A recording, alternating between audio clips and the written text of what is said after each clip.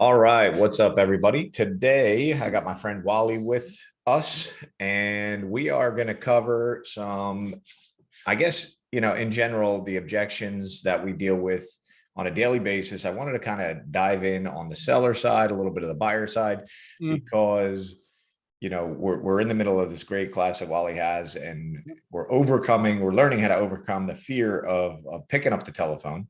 And with that comes, conversations. And in conversations, we get stumped. So, in my opinion, Wally is the best on the planet at overcoming all the objections. So I wanted to kind of, go back and forth, Wally, with some different, the biggest objections we get on the sell and buy side and how you've overcome them over the years. My team specifically learned so much from you. We used to do 1-hour calls 3 days a week on this topic. So with that, Wally, tell us a little bit about yourself and let's jump in. Yes, I was raised by wolves in the backwoods of New Hampshire. No, kidding, of course. Yeah, thank you so much. I've known Matt for probably, 12, 13 years. Had a great relationship with him, not just working, but also as friends. I've been in the real estate industry for 25 years.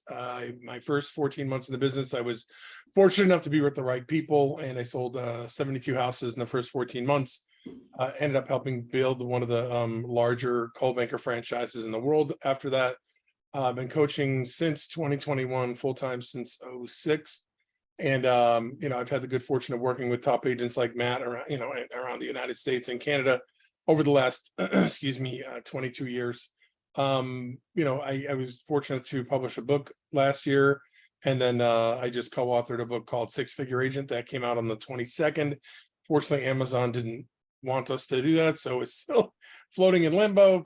They've got some sort of hitch going on. So, and I've probably done over 40,000 live coaching calls and trainings with agents. So it's something I really enjoy. I'm passionate about. And last couple of years, like you said, I've been spending my time helping people overcome the challenges that keep them from being successful: procrastination, perfectionism, and other things that cause video and call and sales reluctance. Awesome. Thanks. Well, with that, let's jump into it. So we'll start with the buy side. So on the buy side, common objections today, what's your preferred way to handle, most of the conversations are going to be internet lead based, right? Sure. So let's talk about outbound calls to internet buyers, right? They signed up to my website. They didn't really, call in and say, I want to see this property. The rejections that we typically hear, oh, not now, I was just looking, I'm just browsing, stuff like that. So what's your goal in the first call? And what do you think everybody should my goal is to not do any of this over text or email. Right. Having long conversations, trying to sell yourself over a text, not good. You know what I'm saying? I think the first thing is to realize that you have to have conversations if you're going to overcome objections, right? Secondarily, I think it's important to identify the difference between a question and an objection. I think some people, when they get a question, feel like they have to somehow defend something, or, they get an objection, they just answer a question. So it's pretty important that you understand the two. Question starts who, what, when, where, why, right? So it's pretty straightforward. Do you, would you, stuff like that. An objection is I don't want to, or I want to wait, or whatever it is. So I think it's important to make sure you understand what you're handling before you get there. The next thing is there's, in my opinion, from the research I've done, all objections fall under 6 categories. There'll be motivation, timing, money. I'm going to do it. I have somebody else that's going to do it, or I already have a provider and I got to talk to somebody. So I think everything falls under that. So I think if you can compartmentalize your objections under those categories, it makes life a lot easier. The biggest objection on both buy and sell side right now is I want to wait. Uncertainty creates doubt. Doubt creates, what's the word I'm looking for here? Paralysis, if you will, by overanalysis. So, I want to wait. Pretty standard. I think it's important that, you have a script. We can provide the same script we provide here. We can attach that to this as well. But, you call somebody, hey, Bob, it's Wally calling. You were on our site recently looking for 5-bedroom, 2-bath homes in Cherry Hill, and I was just calling to find out, are you looking to buy a home now? Are you looking to are you just window shopping? And part of the reason we do that is because we don't want to fire something right out of the gate, because we know that People takes people about 10 to 30 seconds to realize that they do or do not know you. So something like that, to always have some sort of intro. Also a good script for somebody you don't know always starts with, hey, name, this is name, who I am, where I'm calling from, why I'm calling. Let's connect the dots for people, because there's a strong possibility that if they've gone on your site or you're paying a company to generate leads for you, that they're looking at other companies too. So I think it's important to take that in consideration. And then from there, hey, so are you window shopping or are you just looking to buy a home now? Hey, we're just window shopping, which you'll probably get more often than not, because people, aren't necessarily expecting a call, even though they need a call, right? So they're trying to keep you at arm's length. Okay, great. I can appreciate that. First thing out of the gate. So what's got you out looking for a home? Let's find out what that motivation is, right? Let's get right to it.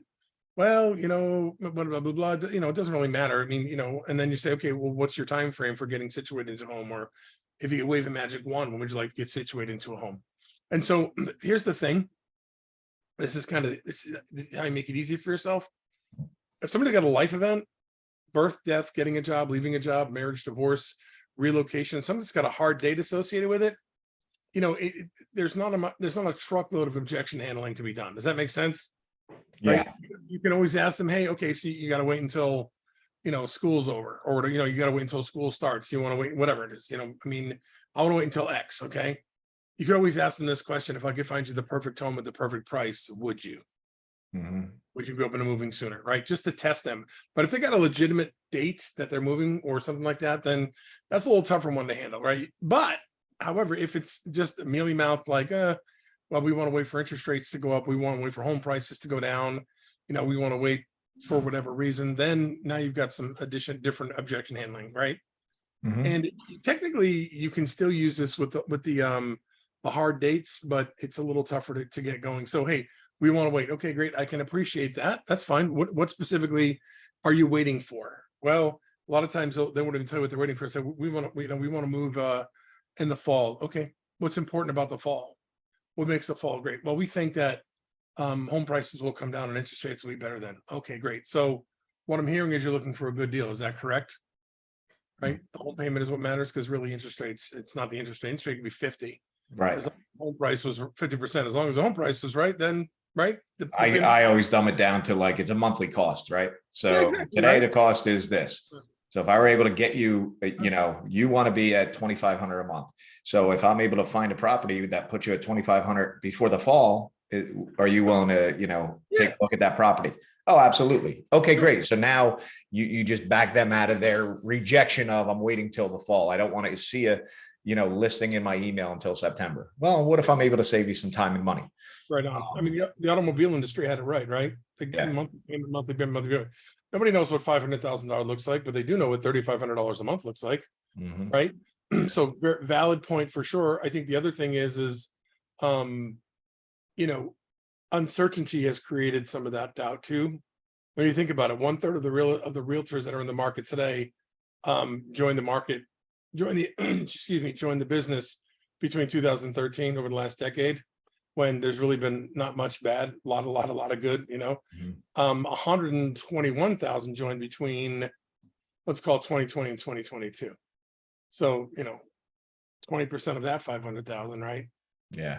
So the point is not only have not a lot of consumers seen what's gone on lately, a lot of real estate agents haven't seen what's gone on lately. So there's a tremendous amount of uncertainty, and the people who are experts who are willing to spend some time talking to people and educate them on the fact that, hey, listen, it's just about the payment. So we can find a house where the price is right and the interest rate works together, and we can find you the price that works for you, right? And as long as they're going to be there 3 years or more, maybe 4 years or more, perfect.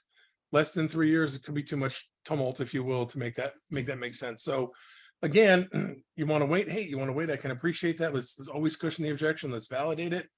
May I ask, what is it you're waiting for? Let them tell you whatever it is.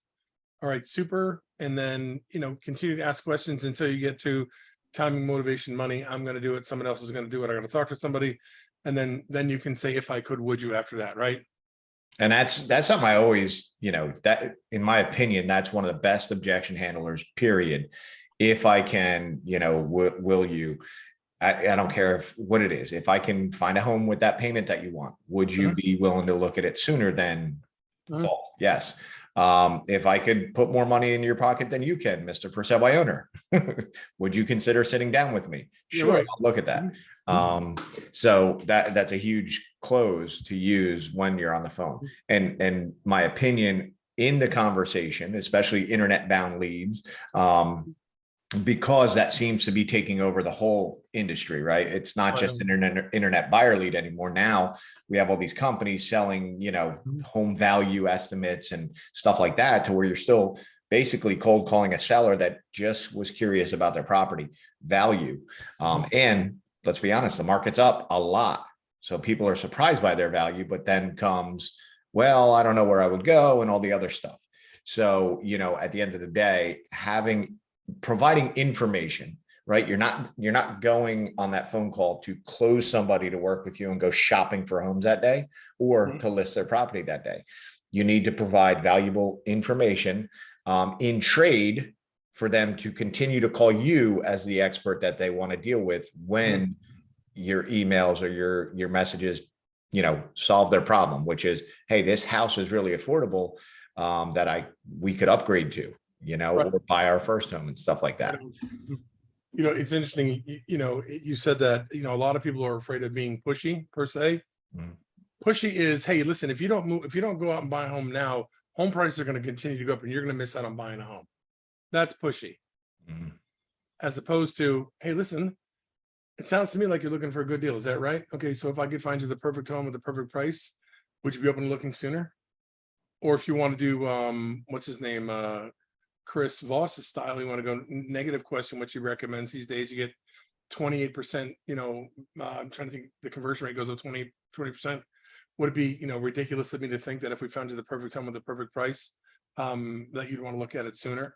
You could do it that way too. I'm saying, get a no answer. Those converted, it said 28% high rate. It doesn't matter to me, but if you're worried about being pushy, if you're asking questions and you're solving problems, you're not being pushy. Yeah. Right. I'm one of the highest D's I know, and I can be very direct and to the point, and I get it. And I try and soften that as much as I can, but you have to ask the hard questions. And this is why when people who have call reluctance or sales reluctance, they don't want to advance the call to the point where they can solve the question. I think the statistic is 4 no's gets you the business about 66% of the time. Something like that, 60, 66, if you can get the 4 no's. Yeah. So, but you're not going to get 4 no's if you don't ask.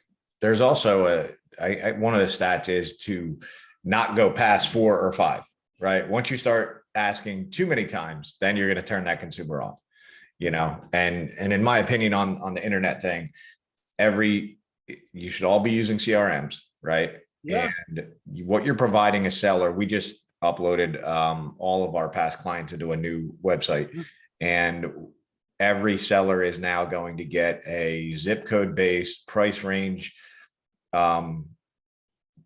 within 100,000 up and down of their property. They're going to see every sale once a month. So if I live in Cherry Hill, New Jersey, and my house is worth 500, they're going to get, I'm going to see $400,000 to $600,000 sales every month from me. Is that valuable? Yes, that's huge for a seller. That's what they care about. Do they need to see it every month when they're not going to sell for 5 years? No, but they're going to watch it, and a life event may happen to where they may turn around and say, you know what? I didn't realize my house is better than these other ones. You've been sending me the information. I want to talk to you. Right. But let's not underestimate, excuse me. Sorry about that. Let's not underestimate the importance of having phone calls at the same time. You know what I'm saying? You can't just, You can't just send out emails and text messages and let your CRM do all the work. You got to have phone calls. Yep. You have to touch your database and your people. And, otherwise you'll get the call that says, hey, yeah, I did sell my house last year. And you're like, wait a second, I've been sending you information. And yes, you, along with the other 5, 10 websites that I signed up to, or the other 5 realtors I know on Facebook, Instagram, and everything else. And they all look just as busy as you. And I called the one that happened to call me, or they called me, every 3 months. Right. So, so when it comes to, outside of the fear of calling, I guess, the rejections that come up, I guess, top rejections that you've overcome. I have a realtor. What are your couple I mean, I already have somebody, right? I'm already working with them. I can appreciate that. So I would just say, so you signed an agreement with them already? I want to clarify, so you signed a listing agreement with them already? Some of the smart people say yes, you know what I'm saying, because they know, but most people are like, no, I haven't. Okay, great. Awesome. If I could show you a way that I could get you, $5,000 to $10,000 more, if I could get you up to 18% more than that realtor is going to be able to get you, would you be able to let me come over and show you how I can do that? Or if they're like, no, I'm like, okay, well, did you choose this realtor because you like them, or because you think they're going to get you the most amount of money for your home or help you reach your goals? Right. And then the last thing is, you're like, hey, listen, I can appreciate that you want to work with that person. That's fine. If I may make a suggestion, just so you do the best possible job of preparing yourself for when your home does sell, don't ask, say, let me come over and take a look at your home. I'll give you an updated price for the home. I'll go ahead and tell you what to do, more importantly, what not to do to get the most amount of money for your home. And we can go over the fees and costs associated with getting your home. So it's that we have a solid second opinion.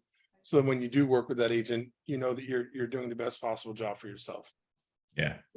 Totally and then get there and just, when you're in front of somebody, I have rapport, I've got credibility, I've got authority, I can say things to them that I can't say to them over the phone, right? Mhm. Can't poke holes in what that other agent's doing. Nicely, of course, not making them look bad, but just creating doubt, Yeah. when you're with this agent, did they tell you, did they talk about their marketing budget? Oh, they didn't. Okay, great. Well, we spend thousands of dollars at our company to go ahead and generate a significant number of leads to get enough buyers for your home to get you the price you're looking for. Geez, do you think that if they had a marketing budget, they would have told you about it? Yeah. Right. I didn't say anything bad about the person. I just created doubt, but so I think it's the progression is okay, great. I can appreciate using that person. It's cool. If I could show you how I could get you more money than they could, would you be open to letting me show you how I could do that? No. Okay, great. And then I would go for, excuse me, are you hiring this person because you like them, or you think because they're going to do the best job for you? And a lot of times that other realtor is an extended family member who's going to screw it up for them in most cases. And then lastly, I can appreciate that. Let's do this. Let me come over and take a look at your home, and then kind of offer the value of an updated price, so they can have for comparison purposes, a review of the home, so you can tell them what to do, more importantly, what not to do, get the most money, and then go over the fees so that they know they're getting a good deal with the other person they're working with. And you just got to go in and sell your butt off. Yeah. Right. It's all about just getting in the home. You can say whatever you want legally, ethically, and morally to get in the door, and you need to. Yeah. And that goes with the buy side too. Yep. Sorry, go ahead. No, I was going to say, like, on the buy side, how I poked holes in, supposed, I have a realtor. It's very common now at open houses for realtors to just sign in with oh yes, they check the box because they don't want to be bothered. Because they figured out any consumer that's been into 2 or 3 open houses realizes that if they check, yes, I have a realtor, the realtor isn't going to call them most of the time. So with the buy side, I use better mortgage products. And I say something like, hey, have you, has this realtor that you are working with, have they shared with you the mortgage program that doesn't have mortgage insurance, but has a 3% down payment product? Well, no. Are you open to listening to me, share how I might be able to put $50,000 to $100,000 in your pocket? Of course. All right, great. Let's talk. And then you have to know those products, and you have to have the lenders available for them. And that's the best way, right? What does Jordan Belfort say? Sharp as a tack. Enthusiastic as hell. Sound like a force. Sound like you know what you're talking about. Exactly. Know your trade. So the other thing, if I can throw something on top of that, which you just said, which I think is a great idea, is have your lender call, right? Have your lender call. I'm saying, hey, listen, my name is Bob. I work with Bob's House of Mortgages and Waffles. I work with Matt Curcio here at the open house recently. And I was just calling, we're offering everybody a free, pre-approval to see how much we could save them on rate and terms. Awesome. That's great. You mentioned that you're working with this realtor here. Are you 100% committed to them? Have you signed a buyer agency agreement? I haven't. Okay. Fair deal. Yeah. Right. In real estate, it's pretty simple. If it's not on paper and it wasn't signed, it didn't happen. Yep. I think just understand, like, these consumers are getting smarter. I always compare us to the car industry where, today you might be hot on buying a new car. And, when you fill out that form on, Ford's website, GMC's website, you're going to get the calls. Right. And, our Period. industry is very similar. And I may be interested in a house today at noon because I have a break in my schedule and I can look at it. But then when I get a call at 3 o'clock and I'm in the middle of work, I'm going to say, you know what, not right now, or a week later, or a month later, right? So just understand that the consumer is going to have those defense mechanisms built in automatically, and you just have to get over it, get them at the right time, and question your way into a relationship. So I agree, 100%. awesome. Any last comments, Wally? No, but if you want to end up being like Matt Curcio and other top agents in the country, these are the things you need to learn how to do. Yeah. Right. Part of the reason that Matt's so successful and has had such a successful team and is now sought out by agents across the United States and Canada for his training is because he grew his business during, at that time, the worst real estate market since the Great Depression. Yeah. Right. And so, and that's where he really earned his chops and became the person that we know him as today, or the agent we know him as today. So you've got to be able to work through this kind of stuff if you want to be a real estate agent this year, next year, 10 years, 15 years down the road. Yep.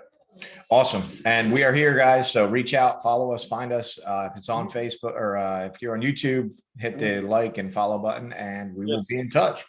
All right. See ya. Bye, guys.